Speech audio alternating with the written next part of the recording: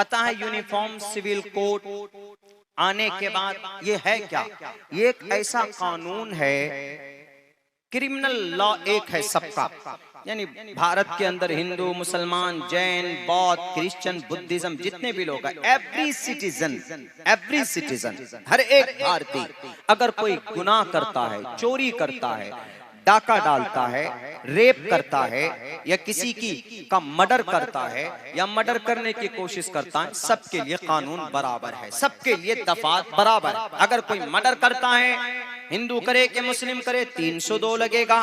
अगर कोई मर्डर करने की कोशिश करता है तो 307 सबके ऊपर लगेगा। अगर कोई किसी बच्ची का रेप करता है तो 376 लगेगा। सबके ऊपर बराबर, इसके ऊपर कोई वो नहीं। यहाँ तो क्रिमिनल लॉ बराबर है सारे। सिविल लॉ में थोड़ी सी तब्दीली चाहते हैं। सिविल लॉ का मतलब सामाजिक कानून में थोड़ी तब्दीली चाहते हैं। तो अब सामाजिक कानून में तब्दीली का मतलब बराबर कानून लाना चाहते हैं। समाज में क्या क्या कानून है?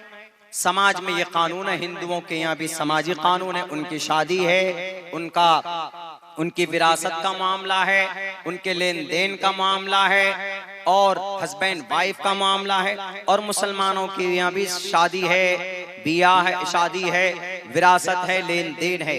इसी ताल्लुक से कानून लाना चाहते हैं, यूनिफॉर्म सिविल कोड, यकसा शहरी कानून। अब इस कानून के आने के बाद क्या क्या होगा? यूनिफॉर्म सिविल कोड अगर लागू होता है तो ये होगा, 21 साल से पहले कोई लड़की शादी नहीं कर पाएगी। यूनिफॉर्म सिविल कोड आने के बाद 21 साल के बाद ही करेगी। अगर पहले कर लिया है तो कानूनन अपराध। दूसरा क्या है? दूसरा यह है कि मियां बीवी के हुकूक तलाक में बराबर हो जाएंगे। हस्बैंड वाइफ सबको अधिकार होगा तलाक का, बराबर का अधिकार होगा। शौहर है वो तलाक दे सकता है बीवी को, तो फिर अब इस कानून के आने के बाद बीवी भी तलाक दे सकती है, ले सकती है, दे सकती है, दोनों को बराबर। तीसरा काम क्या होगा? तीसरा कानून यह आएगा कि अगर कोई आदमी दूसरी शादी करना चाहता है, एक बीवी है लेकिन किसी वजह से दूसरी शादी करना चाहता है, तो यूनिफॉर्म सिविल कोड आने के बाद वो दूसरी शादी नहीं कर पाएगा, जिसको बहुविवाह बोलते हैं। और फिर क्या होगा? और ये होगा कि बेटी को अभी लड़के को 2 हिस्सा विरासत में, बाप के प्रॉपर्टी में, और लड़की को 1 हिस्सा। लेकिन इस कानून के आने के बाद जितना हिस्सा लड़के को होगा उतना ही हिस्सा लड़की को भी होगा, बराबर बराबर। यानी 1 रुपए लड़के को मिलता है तो लड़की को भी 1 रुपए। अभी हमारे यहाँ क्या है, 1 रुपए लड़का को तो लड़की को 50 पैसे ऐसे दिया जाता है। लेकिन नहीं, यूनिफॉर्म सिविल कोड आने के बाद बराबर सराबर। और उसके बाद फिर क्या काम होगा? फिर क्या होगा कि जो इद्दत और हलाला है, इद्दत तलाक दे या शौहर का इंतकाल हो जाए तो मुस्लिम माशरे में औरत इद्दत में जाती है। यह हलाले का एक पैटर्न है, एक प्रोसेस है, शरी हलाला। तो ये इद्दत भी इस कानून के आने के बाद इद्दत भी खत्म और हलाला भी खत्म। और क्या होगा जी? और ये होगा, अगर लड़का नौकरी वाला है, सरकारी नौकरी में था, गवर्नमेंट जॉब थी उसको, अचानक उसका इंतकाल हो गया, तो गवर्नमेंट के तरफ से जो उनको मुआवजा मिलेगा, उस मुआवजे में मरने वाले की बीवी मरने वाले के माँ बाप का देखभाल भी करेगा, उसकी बीवी उसकी देखभाल करेगी। ये कानून भी यूनिफॉर्म सिविल कोड आने के बाद ये भी होगा।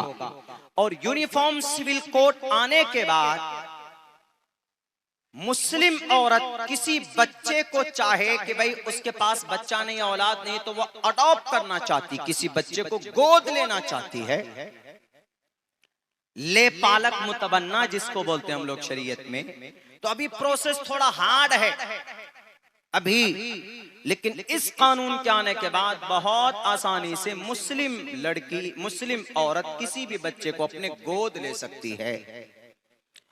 और क्या होगा यूनिफॉर्म सिविल कोड आने के बाद? यूनिफॉर्म सिविल कोड आने के बाद एक मामला बड़ा गंभीर ये होगा, ये तो सबके ऊपर तलवार की तरह लटकेगी।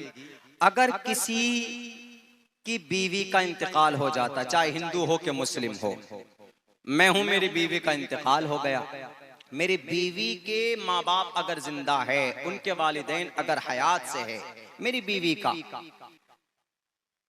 तो मेरी बीवी के इंतकाल के बाद मेरी बीवी के वालिदैन का खर्च बर्दाश्त करना, उनकी देखभाल करना, उनका पूरा नाम नफका समझिए मुझे करना होगा।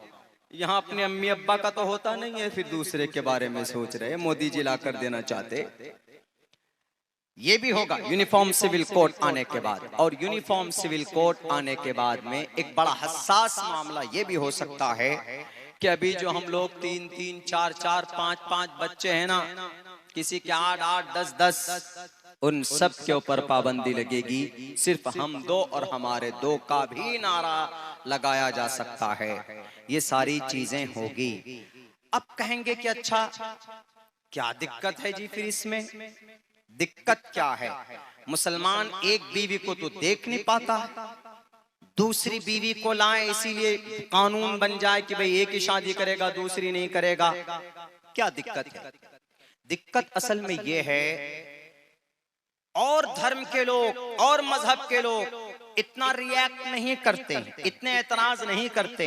बाज लोग कहते हैं मौलाना लोग ही क्यों सबसे ज्यादा तकरीरें इस पे हो रही है, क्यों मुसलमान लोग चीख चीख कर अपना गला फाड़ रहे हैं कि हम यूनिफॉर्म सिविल कोड को नहीं मानेंगे। तलाक का मामला, तलाक का अधिकार इस्लाम में किसको? मुसलमान मर्द को। विरासत में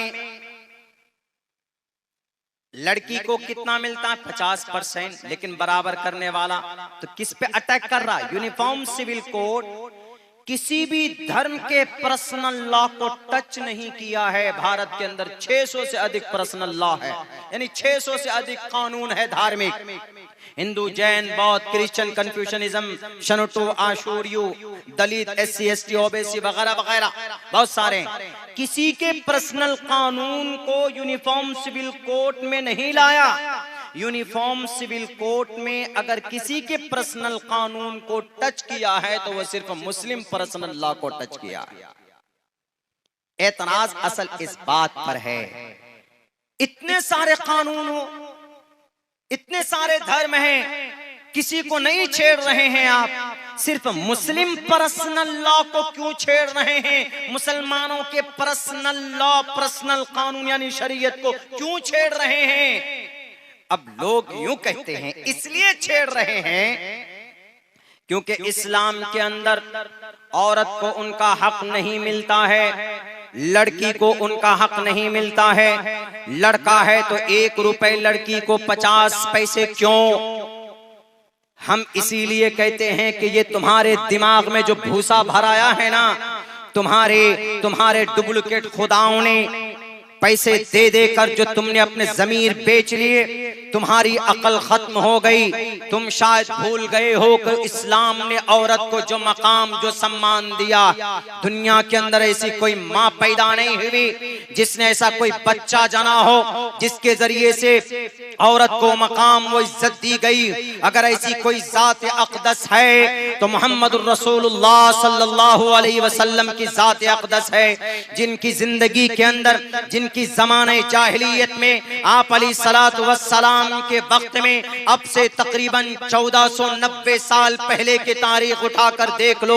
टीवी की दुनिया में चीखने वालों, न्यूज के रूम में बकवास करने वालों कि इस्लाम ने औरत का मकाम, इस्लाम के अंदर औरत का कोई मकाम नहीं है, बल्कि मैं कहता हूं कि चाइना के अंदर औरत को यूज एंड थ्रो माना जाता है। आज भी चले जाइए थाईलैंड, प्रोस्टिट्यूशन के अंदर नंबर 1 पर अगर किसी मुल्क का नाम आता है तो थाईलैंड का आता, इसलिए कि वहां पर 100-100, 200-200 रुपए में औरतें की इज्जत खरीदी जाती है, बेची जाती है, लूटी जाती।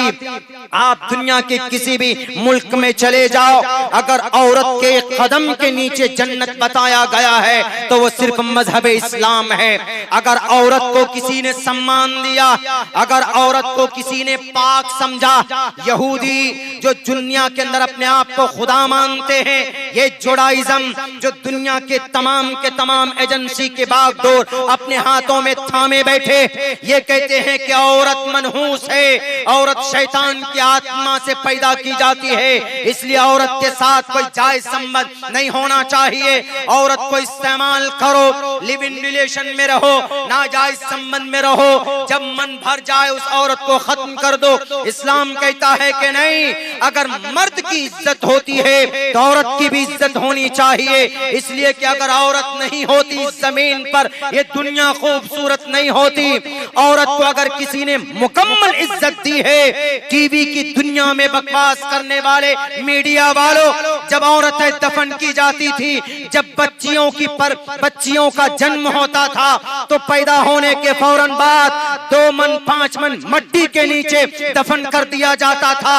जब औरत किसी घर के अंदर बच्ची का जन्म होता था, मुंह में 12 बजते थे, मुंह के अंदर बेइज्जती की रोशनी आती थी। लेकिन नबी पाक अलैहिस्सलातु वस्सलाम ने कहा कि दुनिया वालों, औरत अगर तुम्हारे घर के अंदर अगर बेटी की शक्ल में है तो ये तुम्हारी बेटी नहीं, तुम्हारी घर की इज्जत है। अगर बहन की शक्ल में है, औरत बहन की शक्ल में है तो तुम्हारे घर की रहमत है। अगर बीवी की शक्ल में है, तुम्हारी लाइफ पार्टनर है। अगर माँ की शक्ल में है तो सुनो, इस माँ के कदम के नीचे जन्नत है। अगर औरत के कदम के नीचे जन्नत, औरत को ये सम्मान किसी ने दिया है तो इस्लाम ने दिया है, बाकी किसी दुनिया के मजहब ने औरत को सम्मान नहीं दिया।